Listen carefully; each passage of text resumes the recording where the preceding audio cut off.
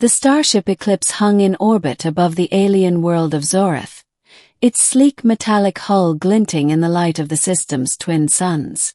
Inside, Captain Elena Reyes paced the command deck, her boots clicking against the polished floor. Her crew, a mix of humans and a few allied species, worked diligently at their stations. But Elena's mind was elsewhere, on the message that had brought them here. It had been a simple transmission, broadcast on an old human frequency. To the humans of Earth, we seek your aid. The Monarch of Zoreth awaits you. A mother's fate hangs in the balance. Elena had been skeptical at first. The Zorathians were a reclusive species, their empire vast but insular. They rarely interacted with humans or any other species. Yet the desperation in the message had been palpable, and Elena had always been a sucker for a plea for help. Now, standing on the surface of Zoreth, she felt the weight of that decision. The air was thick with the scent of alien flora, and the sky shimmered with hues of violet and gold. Before her loomed the Monarch's palace, a towering structure of crystalline spires that seemed to hum with latent energy. "Captain," said her first officer, Lieutenant Kale, a tall, blue-skinned Vayan with a calm demeanor. "The Monarch's emissary approaches." Elena turned to see a figure emerging from the palace gates. It was a Zorathian, tall and slender, with iridescent skin that shifted colors like a living prism. Its eyes, large and multifaceted, fixed on Elena with an intensity that made her shiver.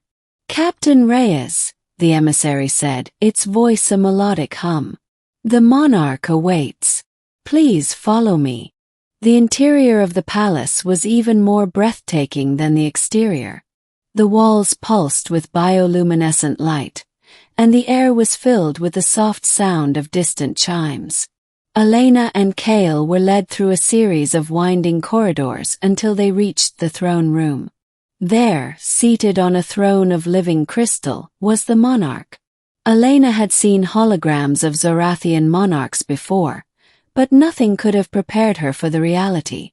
The Monarch was a being of pure radiance, their form shifting and flowing like liquid light. Their voice, when they spoke, resonated deep within Elena's chest. "Captain Reyes," the Monarch said, "you have come." "I have," Elena replied, bowing slightly. "Your message said a mother's fate hangs in the balance. What do you need from us?" The Monarch's gaze softened, and for a moment, Elena saw something vulnerable in their luminous eyes. "My mate, the Queen, is dying. She carries our unborn child, the heir to our throne.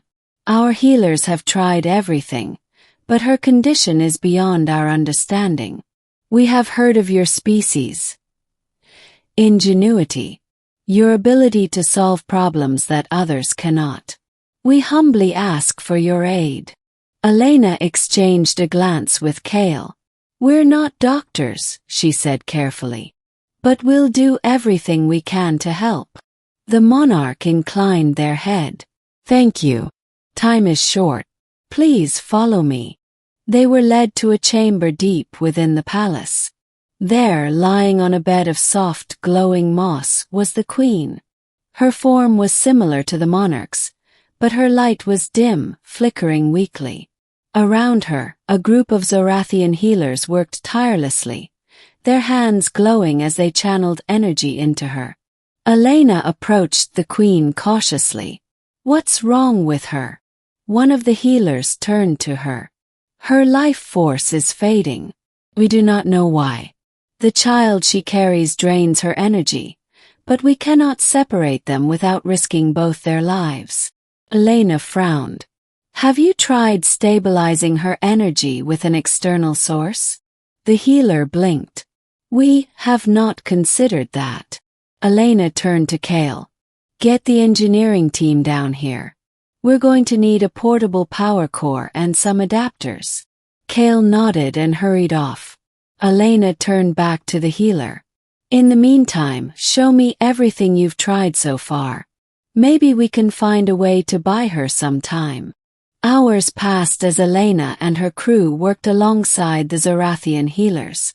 The portable power core was rigged to feed energy into the Queen's body, stabilizing her flickering life force. But it was only a temporary solution. "We need to find the root cause," Elena muttered, poring over the data on a holographic display. "If the child is draining her energy, there has to be a way to balance it." One of the healers, a young Zorathian named Lyra, approached her. "Captain, there is one possibility, but it is forbidden." Elena raised an eyebrow. "Forbidden?" Lyra hesitated. "There is an ancient artifact, the Heart of Zoreth. It is said to hold the essence of our world's life force. It could sustain the Queen and her child, but it is guarded by the Sentinels, ancient machines that protect it at all costs." Elena's jaw tightened. "Where is it?" "In the heart of the Forbidden Forest, a day's journey from here." Elena turned to Kale. "Assemble a team. We're going after that artifact." The Forbidden Forest was as ominous as its name suggested. Towering trees with blackened bark loomed overhead, their branches twisting together to block out the light. The air was thick with the scent of decay, and strange glowing eyes watched them from the shadows.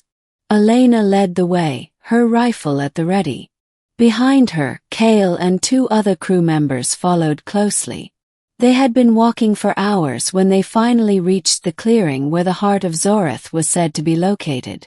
In the center of the clearing stood a massive stone altar, and atop it rested the heart, a glowing, pulsating crystal that seemed to radiate pure energy. But between them and the altar stood the Sentinels. The machines were massive, their metallic bodies covered in intricate carvings. Their eyes glowed with a malevolent light as they turned to face the intruders. "Stay back," Elena ordered, raising her rifle. "I'll distract them. You get the heart." Before anyone could argue, she opened fire, drawing the Sentinels' attention. The machines lunged at her, their movements unnervingly fast. Elena dodged and weaved, her heart pounding as she fought to stay alive. Meanwhile, Kale and the others rushed toward the altar. One of the Sentinels turned to intercept them, but Kale activated a portable shield, deflecting its attack. The other crew member, a human engineer named Tessa, reached the altar and grabbed the heart. "Got it," she shouted. "Fall back," Elena ordered, still dodging the Sentinels. They retreated as quickly as they had come, the Sentinels hot on their heels. But as they crossed the threshold of the forest, the machines stopped, as if bound by some unseen force. Elena collapsed to her knees, gasping for breath. That was too close. Back at the palace, the Heart of Zoreth was placed in the Queen's chamber. The healers channeled its energy into her, and slowly, her light began to grow stronger. The Monarch watched in awe as their mate's condition improved. "Captain Reyes," the Monarch said, turning to her, "you have saved my family. How can we ever repay you?" Elena smiled wearily. "Just knowing we helped is enough." The Monarch inclined their head. "Then accept this gift not as payment, but as a token of our gratitude." They extended a hand, and in it was a small, crystalline pendant. "This is a shard of the Heart of Zoreth. It will grant you a connection to our world and to us. Should you ever need aid, we will come." Elena took the pendant, feeling its warmth in her hand. "Thank you."